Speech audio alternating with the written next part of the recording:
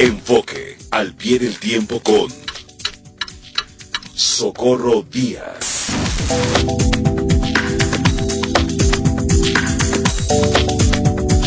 Socorro, qué gusto tenerte de nuevo aquí en cabina, ya te había anunciado. Muchas gracias, te oí, venía oyendo el programa, sí, así es. Qué gusto. Gracias, igualmente, Adriana. Pues aquí en Enfoque Noticias y al pie del tiempo, hoy quiero hablar de la plaga de los especuladores inmobiliarios y monetarios, si me da el tiempo.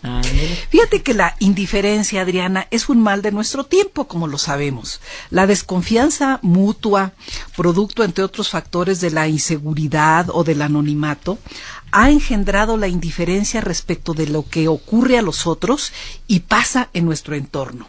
No voy a centrarme en casos extremos, por inhumanos, de gente que mira sin reaccionar la golpiza de un grupo de rufianes, a un viejo, a una mujer, a un niño, a un hombre solo, ni de los que ven a un caído que pide auxilio y solo aciertan a acelerar el paso. Quiero referirme a la relativa indiferencia frente a los desmanes que los especuladores inmobiliarios están realizando con la complicidad o el disimulo de autoridades en las grandes ciudades como la Ciudad de México. Hoy en la mañana leía que en Guadalajara han resultado dañados por una obra de tren urbano mal planeada y peor ejecutada, la Catedral, el Palacio Nacional y decenas de casas habitación en esa gran ciudad del occidente de México. En Guanajuato hay marchas y manifestaciones contra la construcción en la entrada de esa ciudad colonial, por definición, de una torre de más de 13 pisos. No. Sí. Bueno, podrán decir que en la realidad económica que vivimos, especular, esto es obtener ganancias excesivas, provechos, ventajas, no es un delito, pero el daño social que causan, que el hecho de que se haga bajo la vista gorda, la protección o la complicidad de las autoridades electas, precisamente para servir a todos, es un asunto que debe denunciarse. ¿Se sirven ellos? Así es, más si pasa en una ciudad como la Ciudad de México, donde se han construido varias ciudades medianas o pequeñas sobre la misma infraestructura básica de los años 80. Esto es, se han construido estas ciudades porque en realidad la extensión, el uso del suelo ha cambiado, sobre la misma infraestructura de agua, de drenaje, de desagües. Bueno. Y la electricidad, ¿qué me dices? Antes hay edificios de los años 50, 60, 40, qué sé yo, cuando solo había una televisión en toda la casa y no había computadora. Ahora hay una televisión en cada habitación, todo mundo tiene su computadora, pero seguimos con la misma, y al rato, ¡pum!, de repente se bota todo, ¿no? Sí. Y vemos abriendo hoyos, primero hacen, aquí en Santa Fe, dentro de la mala planeación, porquería de planeación de Santa Fe, no hay vialidades, no hay parques, no hay banquetas. Y ahora que hicieron los edificios, ahora hay que hacer los hoyos para meter los tubos, porque hace falta más agua, hace falta más luz. Y vivimos en obra y basurero todos los días. Mira, son, yo creo que cientos las denuncias de ciudadanos anónimos o notables acerca de este desastre que estás mencionando, que hay en materia de desarrollo urbano, de transporte y vialidad, de abasto de agua, de electricidad, de drenaje en toda el área metropolitana. Yo digo que no todo es malo del gobierno capitalino y de los gobiernos del área metropolitana. ¿O del país? En el caso del gobierno capitalino, a mi juicio es rescatable como una excepción, por ejemplar, la obra que está realizando la Secretaría de Salud, y que un día de estos me voy a referir a ella porque se habla poco de lo bueno que se está haciendo. Y se hacen muchas cosas bien. Pero también voy a decir que de lo que me consta, de mala planeación urbana y de abusos, bueno, pues están las delegaciones Álvaro Obregón, Benito Juárez y Coyoacán en el sur de la ciudad. De un día para otro han surgido nuevas y enormes construcciones, incluso en zonas protegidas en la letra, porque pero no es en la práctica, por el INAH, porque se trata de zonas coloniales catalogadas. Chimalistac, un barrio típico colonial, hermoso del sur, se ha llenado de condominios horizontales donde antes había casas particulares. Y son calles pequeñas, empedradas, para entrar y salir. Sobre la calle Arenal, atrás de venerables bardas de hace varios siglos, han construido oficinas y condominios de varios pisos, sin que la autoridad haya dado permisos visibles o hayan reparado en el atraco. Son zonas muy bonitas, con un problema serio: les falta agua, les falta vialidad, les ha faltado a las residencias monofamiliares desde hace años y les faltará con mayor razón a esos condominios donde van a habitar 50 o 100 personas, donde antes vivían 7 o 10. Exacto. Bueno, este es el tema. En el sur ya empezaron los recortes de agua y los vecinos sospechan que las autoridades en algún nivel le han quitado el agua a la gente, a las viviendas, para dárselas a las empresas constructoras que están en plena obra de levantamiento. Porque requieren de mucha agua. Nos hemos cansado de buscar al delegado en Coyoacán y que está ocupado. Bueno, y así están en Benito Juárez y así están en ¿cómo se llama? En Álvaro Obregón, etcétera. Por ejemplo, porque mucha gente nos dice, ¿qué pasa? Porque sin previo aviso no hay agua 2, 3 días en Benito Juárez o en Coyoacán, nos han dicho. Entonces, bueno, pues vamos a buscarlo. Entonces, no, que los señores no pueden, pero al menos a ver si así al aire hacen caso de algo. Y qué bueno que estás abordando tú este tema. Bueno, fíjate, recientemente, residentes de Chimalistac, entre los cuales están Elena Poniatowska, Guillermo Zamora y Armando Barta, denunciaron que el cártel inmobiliario, así le dijeron, del gobierno de la capital es... Que tiene como al gobierno de la capital como agente, ha obtenido permisos irregulares para construir otro gran mall en Miguel Ángel de Quevedo.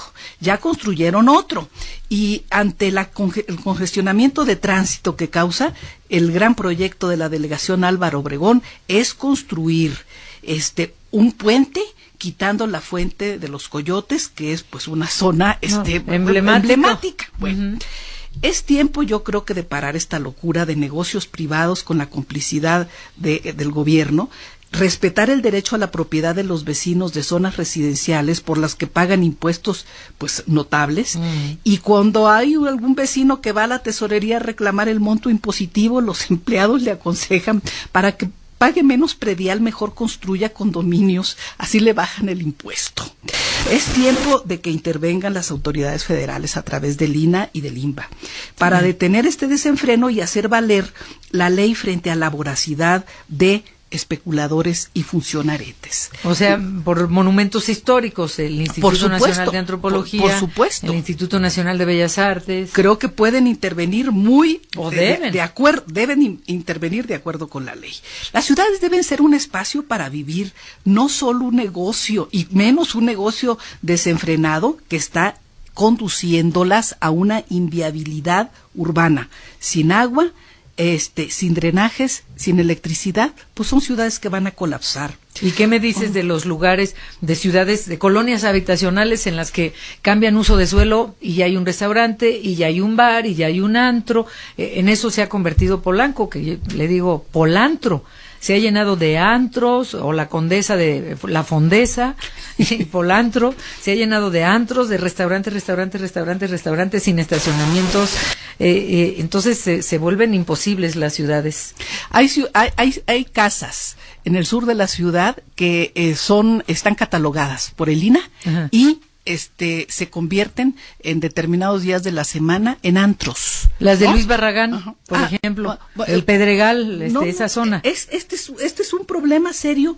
Yo creo que debemos llamar la atención y no ser indiferentes frente a esto. Sí. Ahora, voy a referirme a otro problema de especulación. De un tiempo a esta parte, todos los vaivenes del peso frente al dólar y sobre todo su devaluación son achacados a Trump, al fenómeno Trump, al impacto Trump, a la situación política del país vecino.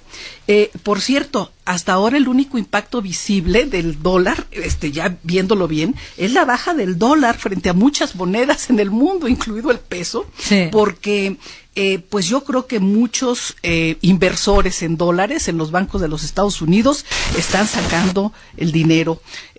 Hay muchos musulmanes ricos, dueños de los petrodólares. Hay muchos mexicanos un número importante que ante las amenazas de Trump de todo tipo, pues dicen vamos a sacar el dinero de acá porque ¿qué vamos a hacer, verdad? En cualquier momento de un decreto, un plumazo, Pero fíjate que pocas veces se habla de que la baja del peso frente al dólar tiene que ver con la especulación. Y yo quisiera nada más hacer memoria. Uh-huh. ¿Cuándo empezó el vaivén del peso? Pues empezó en el 2014. Entre mayo del 2014 y del agosto del 2015, el peso se devaluó alrededor del 27.5%, ¿no? Todos debemos recordar que intervino entonces el Banco de México. Uh-huh, empezó a intervenir. Y que se atribuyó todo el conflicto, la crisis, a la baja del petróleo, al débil desempeño económico, a las tasas a las alzas de las tasas de interés en Estados Unidos, a la crisis en Europa con Grecia a la cabeza, pero insisto, no se quiere hablar del papel que están jugando los especuladores monetarios, los que quieren mediante el tipo de cambio ganar todo, aunque hundan las economías de muchos países. Un notable ensayo publicado por el historiador dominicano Frank Moya Pons en El País hace unas 2 semanas, un domingo, me ha dado que pensar en un factor especulativo concreto que creo que deben de analizar las autoridades financieras, y es el manejo de finanzas que hacen los grandes consorcios hoteleros, porque todos vemos al turismo como una salvación, como un punto importante de ingreso al país, y es cierto, es sin duda, importantísima fuente de entrada. Pero hay grandes consorcios hoteleros que han desarrollado el concepto de hoteles ciudades. Están en Quintana Roo, en Baja California, en Jalisco, en Nayarit. Y los vaivenes del peso que iniciaron en 2014 coinciden con un dato. Ese mismo año, la inversión turística bajó del 25 o 30% a apenas 9% en la formación de capital fijo. Esto es en la construcción de hoteles, restaurantes y demás. Y es sabido que esos consorcios venden paquetes en monedas fuertes, en euros y dólares, sobre todo, y pagan a trabajadores y proveedores locales en moneda nacional. El negocio redondo, lógicamente, aparte de todo lo que diga Trump, es ayudar a devaluar las monedas locales. Lo digo, lo dejo como apunte para los especialistas, para los funcionarios de Hacienda y para los responsables del Banco de México. ¿Cuánto han contribuido a la especulación este tipo de empresas que cobran en monedas fuertes y pagan en monedas locales, en las monedas de los países? No, este es un tema que vale la pena reflexionar sobre el tema de la moneda, sobre el tema del peso. Sí, y que está repercutiendo pues en toda la población. Hace rato veíamos con Martín Carmona en el adelanto de la información financiera que el índice nacional de precios al consumidor se incrementó 1.70%, ya la tasa de inflación anual fue de 4.72%, mientras que el año pasado los precios aumentaron 0.38% y la inflación era de 2.61%, ahora 4.72%. Claro, el aumento de los combustibles y algunos otros productos, la renta, etcétera, está llevando a que la inflación vaya al alza como ya no estábamos acostumbrados y no lo habíamos visto, al igual que las tasas de interés. Sí, y el tema de la devaluación de la moneda, ¿no? Ahora, si en México nos causan estos problemas, imagínate lo que están causando. Por eso me llamó mucho la atención el ensayo de escritor dominicano, lo que están haciendo los países del Caribe, ¿no? Que no tienen, bueno, pues la infraestructura, la capacidad productiva, el Producto Interno que tiene México, la población que tiene México, ¿no? Entonces, yo creo que sí, es un tema que cabe Pero mira, apuntar. Fuiste de menos a más, ¿eh? Es que creo que el mundo es glocal, que es global y que es local al mismo tiempo, que los fenómenos globales pegan hasta en las más pequeñas poblaciones de un país y que lo local es global.